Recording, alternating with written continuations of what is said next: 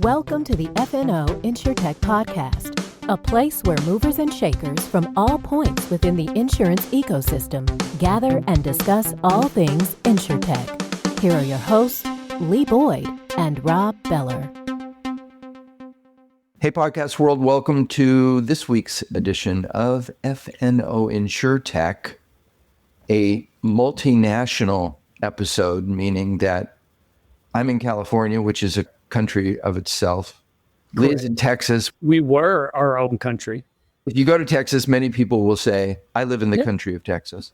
And our guest, who's coming to us from Great Britain. You've said them all. UK, England, Great Britain, over that away. Yeah. You said them all. Yeah. I find it so confusing. It's not that hard. I'm sure they find us confusing. Yeah, I'm sure. How are you, man? I feel like we haven't done a intro in a while. I feel it does feel that way. Well, we're both just back from travels. Yes. Conference season, which included PLRB for us, our big show conference in Washington. Property claims. Yep. Property liability. We saw some of the sites. Yeah, we did. We had good food. Saw good friends. Very exciting to be there and very exciting to be back. Yeah. We have a very interesting gentleman on our podcast today. We have Andrew Yeoman, CEO of Concirrus, with us to talk about more than just AI. Yeah, I would say it's more than AI. He's going to talk about what he does in the world of underwriting and how he's helping the specialty insureds underwrite quicker, better, faster, all the things.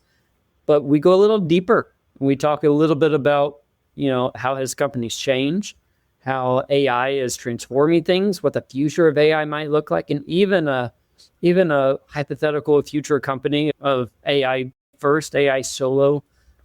Very interesting to hang on for that conversation. Yeah, that actually gets your mind going.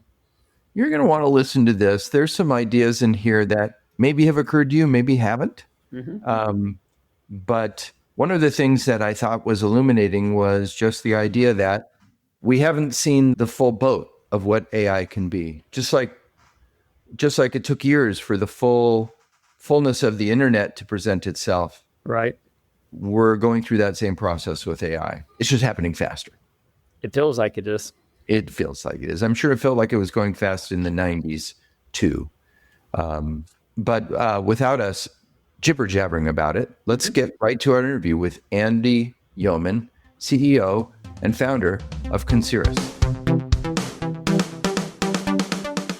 Hey, everybody. We are here with our guest, another multinational FNO InsureTech for you. Today, we've reached all the way out to jolly old England, also known as the UK. I'm never quite sure which title is the appropriate one to use. We had many just to keep people confused. I'm absolutely one of those people. Yeah. Welcome to Andy Yeoman, founder and CEO of Concirrus, the reigning world champion in AI. I don't think that's overstating anything. No, I don't think so. No, I don't think so. Welcome to the podcast. Says the man who founded the company. Andy, welcome. Hey, thank you. It's great to be here. I feel amongst king. That's right. Yeah. Yes. We're excited to have you today. Where are we speaking to you today from? Well, so I'm actually in my home office, which is in Hampshire. So I am about 40 miles west of London. But our offices themselves are right in the city of London, about 100 yards from Lloyd's of London. Oh, that's great. So, yeah, right in the heart of things. The heart of things, indeed, where the insurance came from. Yes, yeah, where it was invented, kind of, right? Absolutely, yeah. Okay. Yeah. Well, New day insurance. We want to hear all about you and your company, but let's just kick it off with you and Lee were chatting about that you won an award or two, and tell us what those were. Sure. So we won an Insurance Times Award in London last year for having the best AI implementation. And we also won an Insurance Insider Awards in the US in September for best use of AI, which was interesting. And strange enough, we won it with the same customer in both locations. So Did you apart really? from the fact we're clearly reigning world champions, which is good. Yeah. But I think what was really interesting about the awards was that we put very little about AI in the actual entry for those awards. The headlines for it is fascinating. So it's a customer we have down in Atlanta, a company called United Risks. They're an aviation business. Okay. And over the last couple of years, they've grown their business from $25 million of GWP to $100 million of GWP using our technology, and they've done it with no proportionate increase in headcount. Wow. Really? Yeah. So today they are 4 times the size that they were.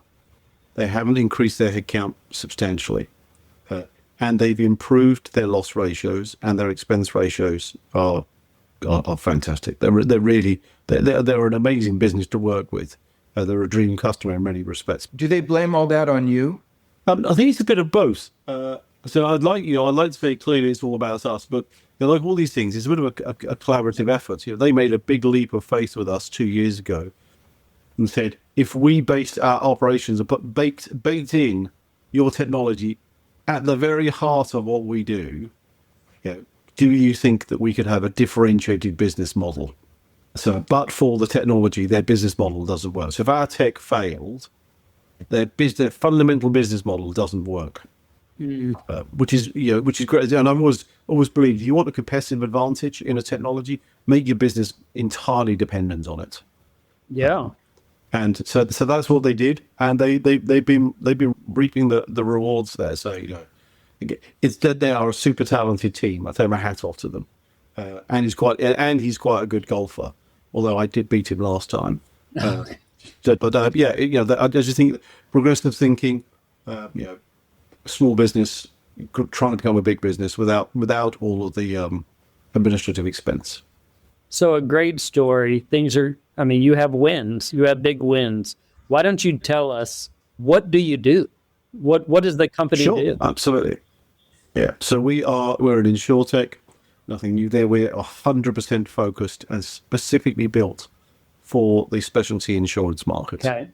So we operate a platform, I'll come back to that at the moment, that fundamentally we designed it to allow people to write more business, more profitable business, and do that with reduced expense ratios. So we're basically trying to automate everything that's automatable within the platform. And then we also took the decision to sort of a bit of go back to the future. Let's see if we can build a completely integrated, modular, end-to-end platform that covers everything from submission ingestion, through sanctions, through clearance, through to pricing, quote, bind, and then a modern skinny PaaS system on the back end. Yeah. So it's like a lightweight platform that does the whole thing. And we've now sold that 20 times, 30 times. And our business model is we're a hybrid of a SaaS platform and a bit of consulting, but using AI. That's just really laser focused on the customer outcome. A lot of companies say that they're using AI, and a lot are just automating, right? Yeah. And so what is yours? Is yours truly using some AI in this to perform better than your competition?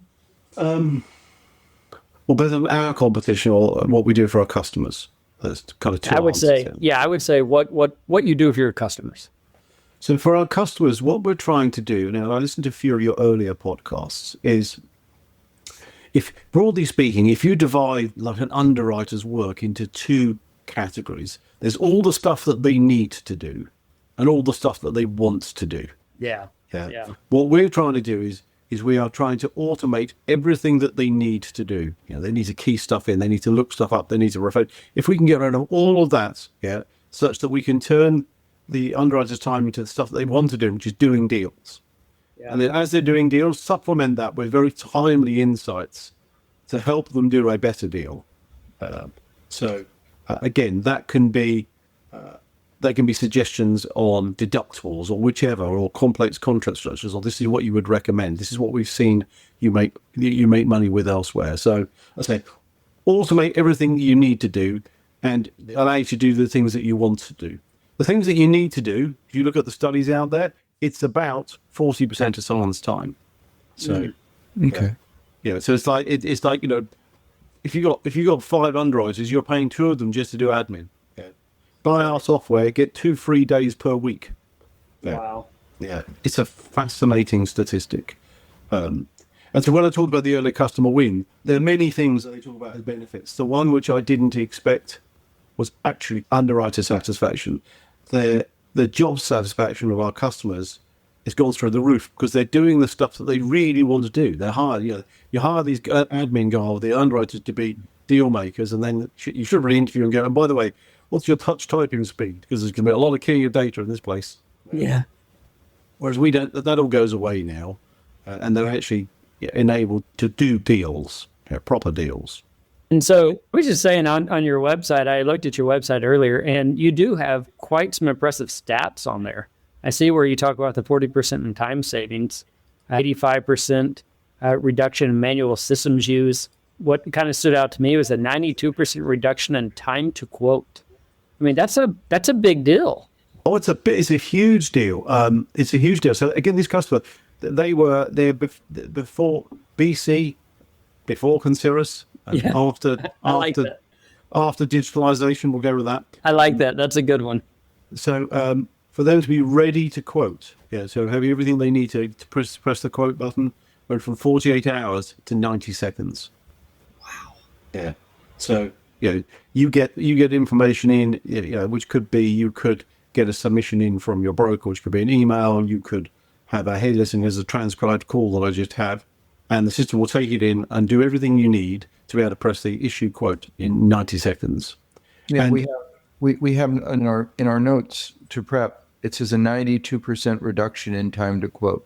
Yeah, I mean, it's genuinely astonishing what the systems, what technology is capable of. The thing that we didn't touch on, which we should perhaps do, is that we do this. So we're a multi-line business. So we're not line agnostic. Yeah, we're multi-line, which means that we built and trained our platform to be like an aviation underwriter. And then we created a version that can be like a marine underwriter, and then a logistics one, and then a crisis one, and the property ones. We've gone line by line because I think it's disingenuous to say, hey, got one bit of AI that can do everything. Well, if you had one of AI can do everything, you're implying that you'd have one underwriter that could do all lines. Yeah. I just don't buy into that today. So our aviation model thinks very differently to our marine model and our logistics model. They think differently about risk.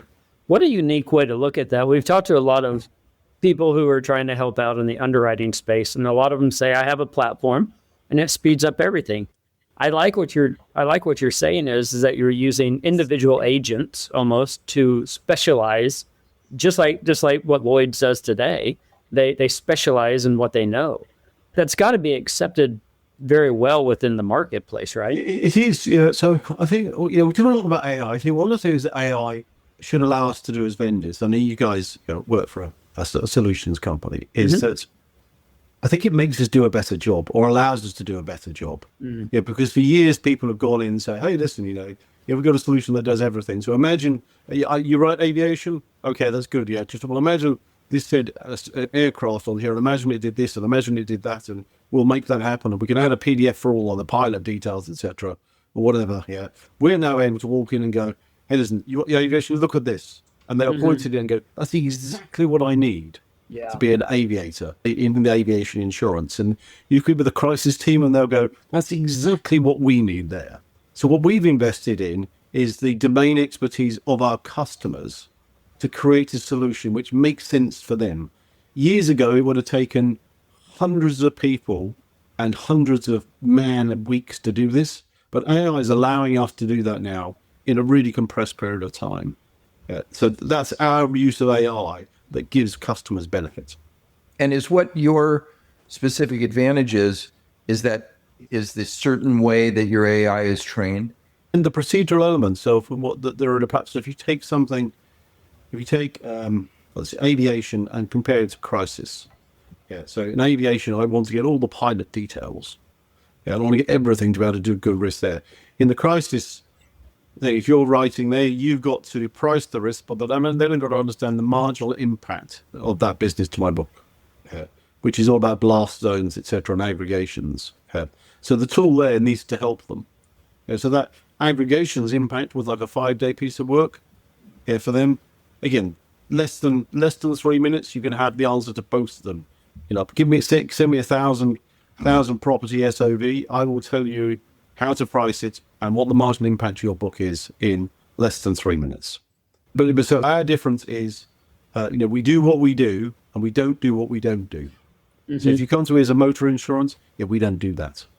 We just don't do that. Yeah.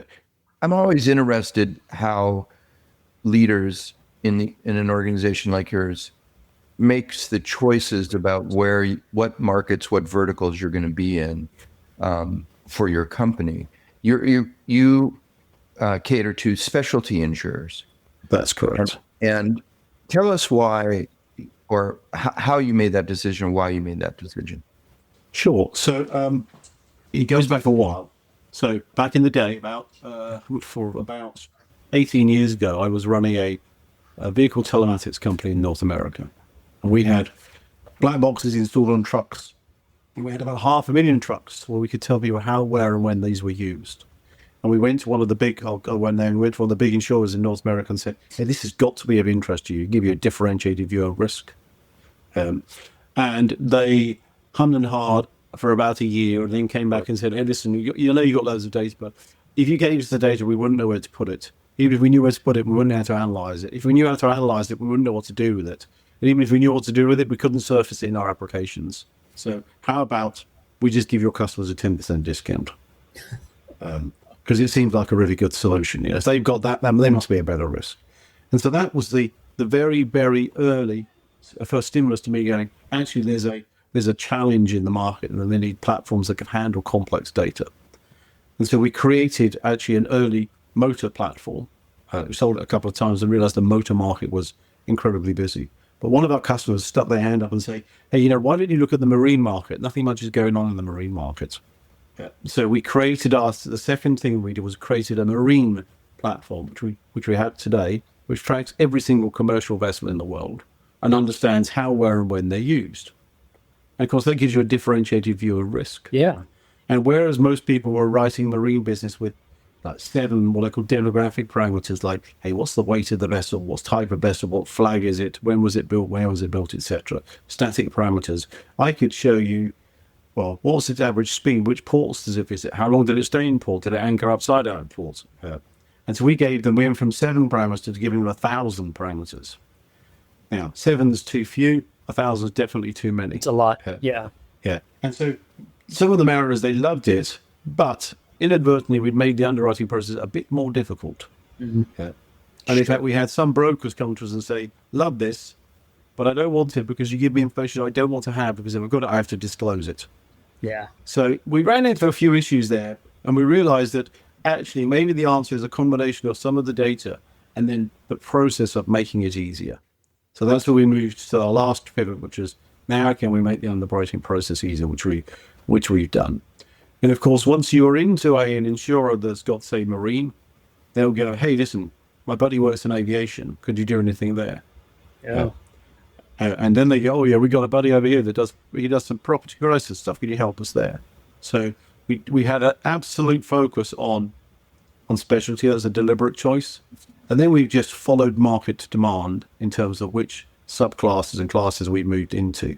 We know there's about 20 we want to be in, but we follow our customers in terms of what they want us to do. Yeah. So I'd like to say we had some master's plan that we've got everything ticked off, but we're strategically opportunistic.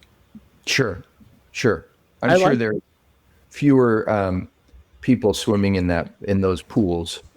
They absolutely are. There's very few people doing this at the detail that needs to be done like we are. We've taken a very hard path, and I wouldn't recommend it to anybody having done it. And if I'd have known how hard it was going to be, I wouldn't have done it myself. Well, that's the story with many entrepreneurs. You'll hear them say. if I would have known it was going to be this hard, I wouldn't have done it. Yeah. But Well, tell me this. So the company's been around 13 years or so, Yeah. right? AI and AI native and AI type companies really, you know, the buzz has really started around 2, 3, 4 years ago. Was this always the vision of the company? Has it changed since the beginning? I would so love to say, yeah, I had the foresight to imagine this as an AI company back in 2012. Yeah. No, let's just say no to that. So we were a classic venture-backed company in the teens, and we went into lockdown. I think we closed our Series B on the 18th of February 2020. So we went into lockdown full of cash and full of hope, and came out with neither. So the long story short, we ended up in 2023 buying out our institutional investors. Unfortunately, we didn't deliver them. We delivered them a return they'll remember. Yeah. Okay. But want to forget. Yeah. And we started again. So the only thing that persisted was the company name. I see. And in 2023, our timing was fortunate. We were looking for a way to do this. AI came about, and we said, this is only going to get better. Right. Yeah. Why don't we start and be a pioneer in this? Yeah. Yeah. The bet was, will these companies spending billions of pounds make technology better? Yeah. The answer is an obvious one. So that's what we did. So we restarted the company at just the right time for us. Clearly, what we did have was a whole bunch of domain expertise in the insurance market. Okay. Right. Do you consider yourself then an AI native company?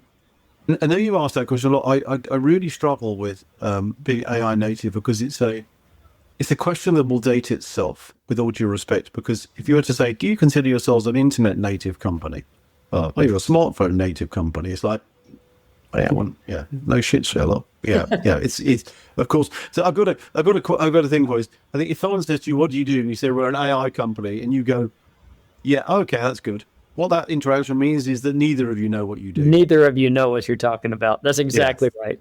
Yeah. So, I'm going to respectfully sort of answer the company is that, of course, absolutely, we use AI in everything that we do. Yeah. If you don't know, there's a fantastic young man called Andrew Johnston that works for Gallagher Re, does a Gallagher Re quarterly InsureTech briefing. I think he said every single company that raised money in Q3 or Q4 of last year was AI based. That means it's no longer a differentiator. It's no longer a differentiator. You're exactly right. It's like saying, imagine going and pitching, we're a .com. Yeah, exactly.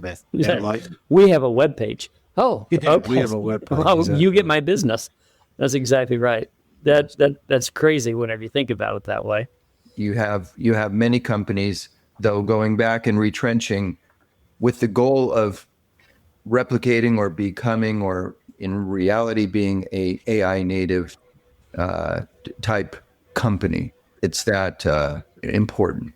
It could be. Can I introduce you to a different terminology, which I find a little, for me, it's more useful. Please. Because I'm in my 60s now, and I've lived through. Let's see how much we can embarrass ourselves. We've lived and worked before AI. Yeah, we've lived and worked before. Let's go back 10 years before that. Before your smartphones. Mm-hmm. We've lived and worked before the internet. We've lived and worked probably before laptops. Yeah, there's email. Yeah. With every iteration, I'm going to stop because I'll embarrass myself. But with every iteration of technology, I've observed that there are three organizational responses. There's some people ignore the technology, like the internet. No one's going to do banking on the internet. Why would I want to do that? There are some people that adopt it, stay with banking. That say, hey, this is great. Rather than me send you a statement now each month, you can log onto the website, you can download it. That's great. Yeah. And then the last category for me is the most fascinating, which I've titled the but fors. So, but for this technology, my business model doesn't work. So in the UK, we've got Monzo and Revolut and people like that. Yeah, these neobanks. Yeah. If you take away the smartphone and the internet, they don't have a backup business model. You can't go into a branch. Yeah. And so the but for companies have become really interesting. So the but fors around the internet are the neobanks. Well, actually, they're the internet and mobile phone. But they've also got the but for, like Amazon's a but for. But for the internet, the business model doesn't work. You can't fax the order in. You can't pick it up from their store. Yeah? Yeah. And so where we are at the moment is, if you look at AI, we can see the ignorers. People go, well, AI is never going to work. Don't trust it. Hallucinates, don't you know? We can see the adopters, which I think are the AI native companies. People are saying, oh yeah, we use this technology in our development, etc. But then the but for AI, my fundamental business model doesn't work. And I don't quite think we've seen those being established. We're on the verge of seeing those. Yeah. We've got the adopters, we know the ignorers, but the but-fors, we haven't quite seen it. And that's going to dramatically change, for the positive, by the way, I think, the world of risk. So that's not synonymous with AI native? But I don't think so. I think AI native are adopters. Yeah, people that have used AI. Yeah. So we did, in our company, for example, we made the move from, I want to be a development company that uses AI, to actually, rather than by people using AI, like people are now able to supervise the AI to do the work. That's a but for. And now I can have, so now we are 5 times as productive as we were done last year. We're half as productive as we will be by the end of the year. So I think is but for when you fundamentally switch the model. Wow. Without fear. No, but with fear, but do it anyway. Hey, you've been in a self-driving car, I'm sure. Yeah.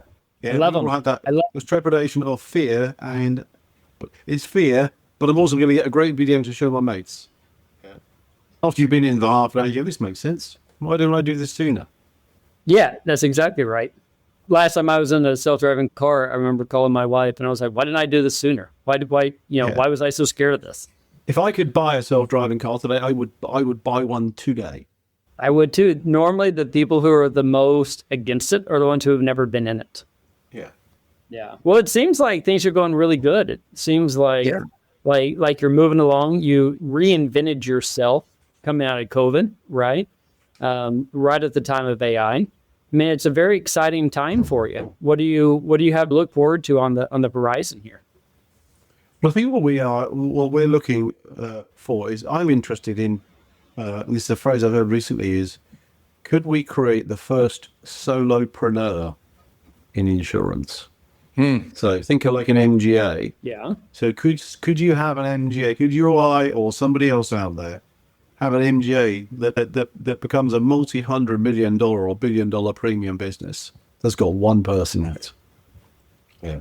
Then the guy who owns it, and all other functions are run by AI. That would be an AI native company. Yeah.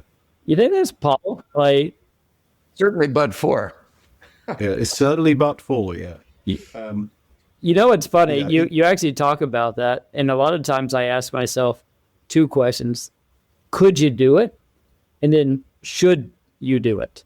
Right? In that intro, when it comes to AI, like how far do we take it to what we could do, and then versus what we should do? I don't know. I'm not here to answer the ethics. I don't know anything. I don't know anything, but I have to believe that is coming. We're on the path to it. It's a when, not an if. We're there, right? You're reading about different, very wealthy people who are trying to do 0-person warehouses and things like that. I'm not here to talk about the ethics of AI, but I am here to talk about sometimes you have to stop. Could you? And I think I'm not imaginative enough to do it in the insurance market, although I'll probably have a go one day. People could come up with new risks that the AI can quantify and trade in a way that couldn't have economically been done before. So I'll give you an example. I've been thinking this through a lot, but each of us has probably got home insurance, car insurance, and travel insurance. They're all annual policies. We buy them. But actually, the risk, these policies could be complete with several carriers, but they actually interact. Because when you're at home, you don't need your travel policy or your motor policy. When you're in your car, you don't need your travel policy, you've got more risk in your home. And when you travel, you probably don't need as much coverage on your car, and you'd be a bit better in your home. So these 3 policies actually interact in a strange way. So there could be a tick on your phone that can just say, actually, well, I'll dial this up and I'll dial that down automatically. You would never want to do it manually. But there's a bit of tech, a bit of AI on your phone could actually do that for you. Yeah. And then, of course, if you had carriers that offered those adaptive products, you could save your money. You could save yourself money. And here it is an interesting it's an interesting product. AI could do it, yeah. Yeah. One of our It's a whole customers new did it product. in logistics. They said, we've been starting to write business, which is the loss ratio has always been favourable at the administrative expense. It's just, he said, I think it's a ball ache to write this business, tons of admin. But now the admin is always automated. I can write that business. So that for me, they are the really interesting uses of AI. Is that write up what would otherwise administratively unprofitable business, but also come up with AI-enabled insurance products that you couldn't otherwise do. That's going to be incredibly fun. I think you're absolutely right. Creating entirely new things that don't exist. My brain is not forward thinking enough to think about what was created out of the internet, but new things were created, right? And out of AI, you will have new things that are created specific to insurance, specific to banking, to whatever. But new things will be created. Yeah, some will be hyper nuancing. I would have never thought about that, and others will be, why the heck didn't I think about that? That's completely like obvious. Uber. Isn't that the worst? Whenever you think, you're like, why didn't I do that? I had to absolutely. do, Uber. All I had to do, like something was created based on this new technology. And today, all we're trying to say is, how do we recreate what we do, just easier and better and things like that? And somebody there is, how do we do something completely? But if you take something like, Philip been spending too much time thinking about this. If you take Google Maps and try and think about how you would have pitched Google Maps 30 years ago. And say, okay, this is the way it's going to work. You've got these paper map books, but we're going to replace that. So we're going to get your phone. It's like, my telephone, like a handset, sort of, big handset thing. Exactly. No. It's going to be like a square box about about 5 inches high, with a completely black screen. Okay. So it's a phone, which is a square box. It's not really a phone. It's more like a computer. Okay, so it's a phone that's not a phone. Yeah. And what that's going to do, that's going to connect to the cloud. What's the cloud? It's computers. They're in the sky. No. So again, it's the phone. It's not really a phone. It's going to connect to computers, which we're calling the cloud, but they're not really on the cloud. And we're going to track everybody on the planet. Yeah. And it's going to allow us to know where they're going and who's where, etc. And we're going to give them traffic directions. And they're going to go, okay, that's great. And how much is this? How much are we going to charge for this? It's going to be free. Yeah. If you'd have got that far in the pitch, I would have been amazed. Yeah. And yet here we are. Sure. Yeah. With products. Here we are. It's all about time. It's all about iterative. It's all about iterative time and building on the shoulders So of giants. where do you go from here? Yes. You keep going until it's just you sitting there?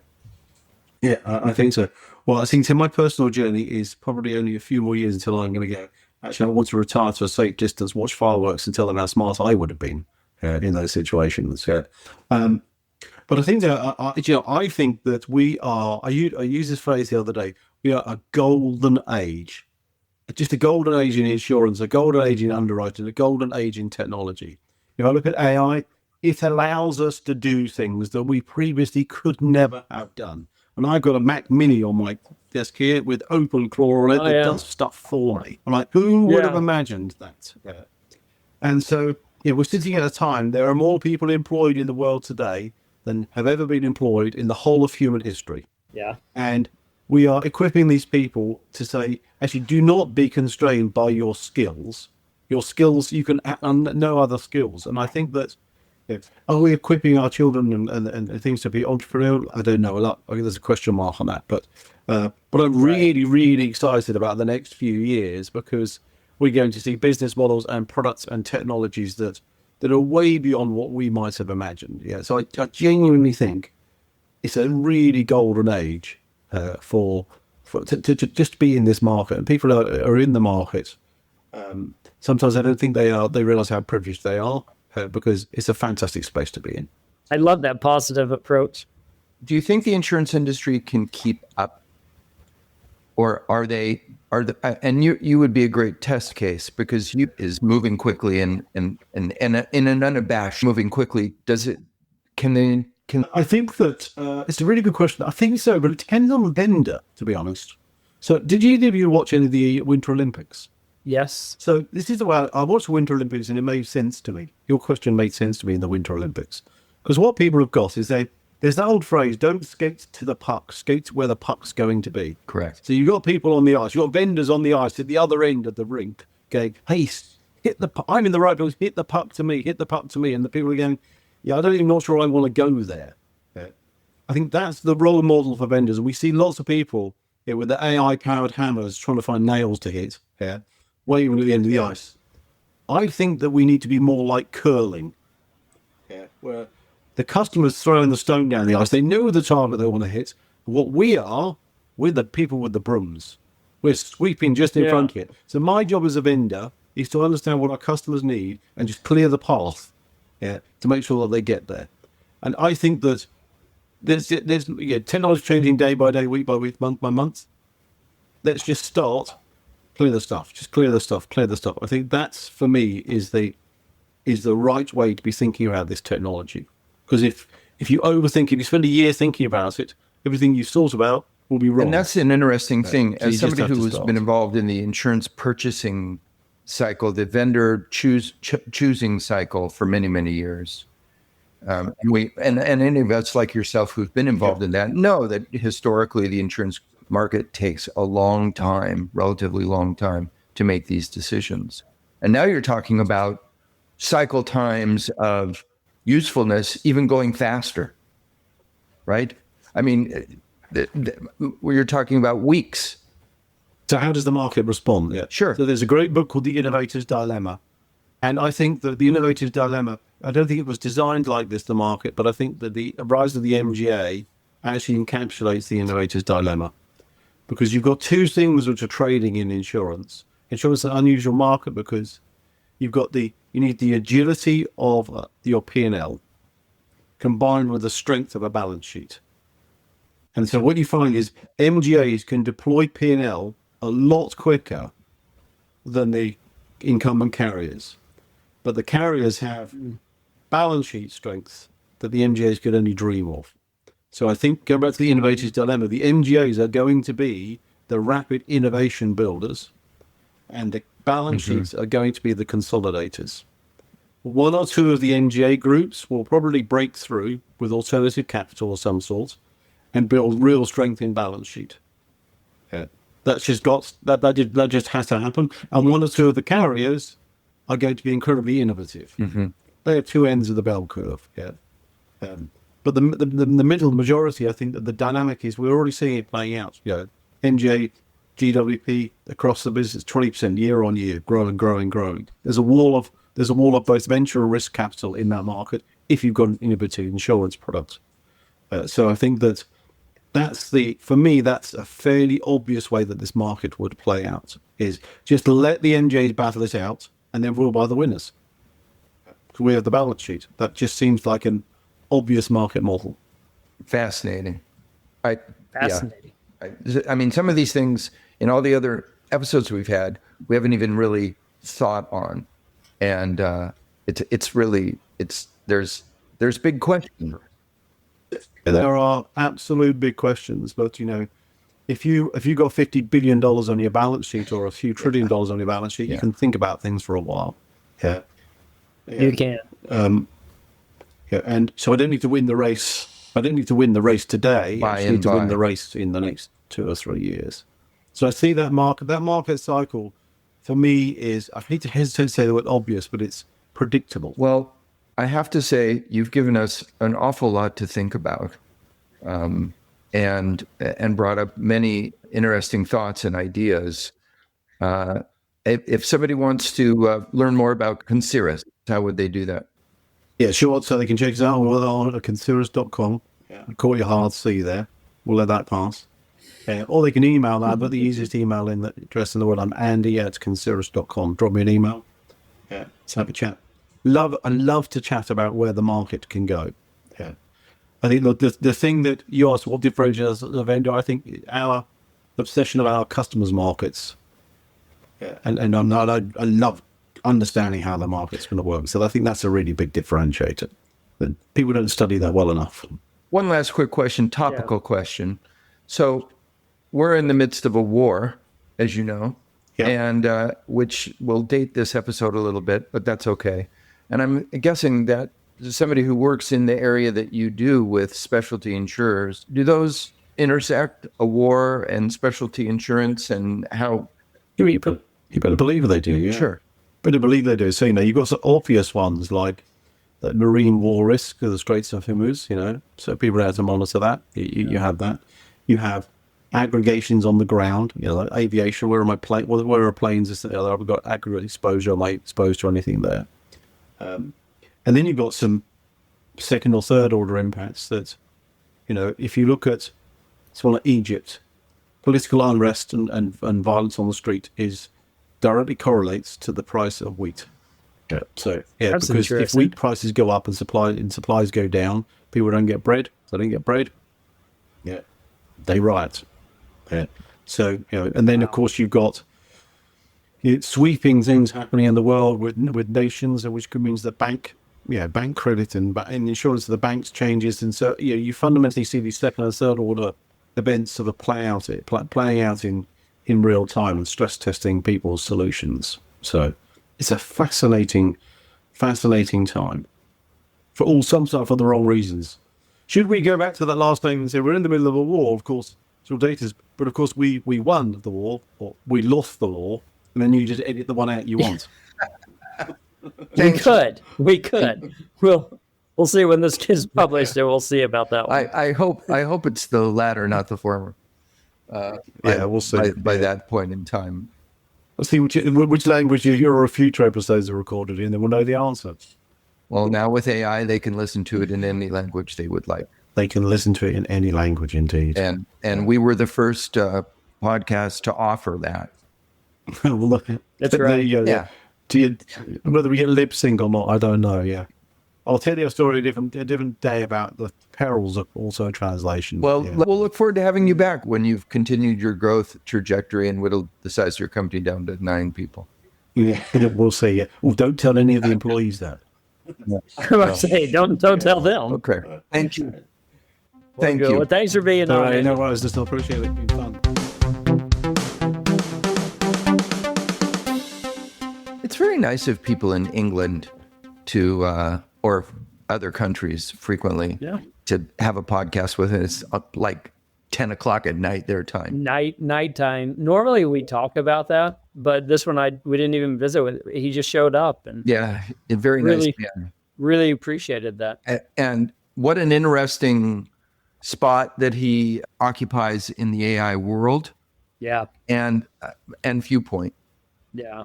I thought he raised several things that were novel and interesting. You know what I like the most? I like this positive outlook on the future of AI. Yeah, the golden age. And all the things are, so much, you hear a lot of negative. In fact, right before the podcast, my wife is telling me all the bad stuff about AI, how it's taking all of our water and the data centers, like all the bad things. But to hear a positive approach of like people who don't have the tools now. People who want to be great can be great now. I thought that was a pretty neat outlook. So I appreciate that. Thank you, Andy. How about this? I think it was Solopreneur or whatever it was, the one person company that, and I mean, I know you're on the cutting edge of this. You could see how you could develop agents for each functional area that you need to develop an agent for, who could be your associates, who could handle most of the operations, if not all of them. And lo and behold, with the right product or opportunity, you're running a substantial company alone. Over the weekend, I did a lot of study on AI agents through Claude and ChatGPT and all these different things. And I started going down this rabbit hole of like what all you can automate. And I was fascinated by it. It's like, I'm not saying you should, just like we talked about in the podcast. Yeah. I'm not saying it's right, but if a person set out to start a business, no longer do they have to say, well, I'm going to hire all these people. They now ask, well, how can I automate all this? Mm-hmm. It's a different mindset. It's going to take a different person to think that way. Right, wrong, and different. I don't know. I don't want to talk about that yet, but who knows? Very interesting. That aside, there's a lot going on, and we thank Andy for sharing with us today. Thank you for being with us. Thanks to our production team. And until next time, we'll say goodbye, everybody.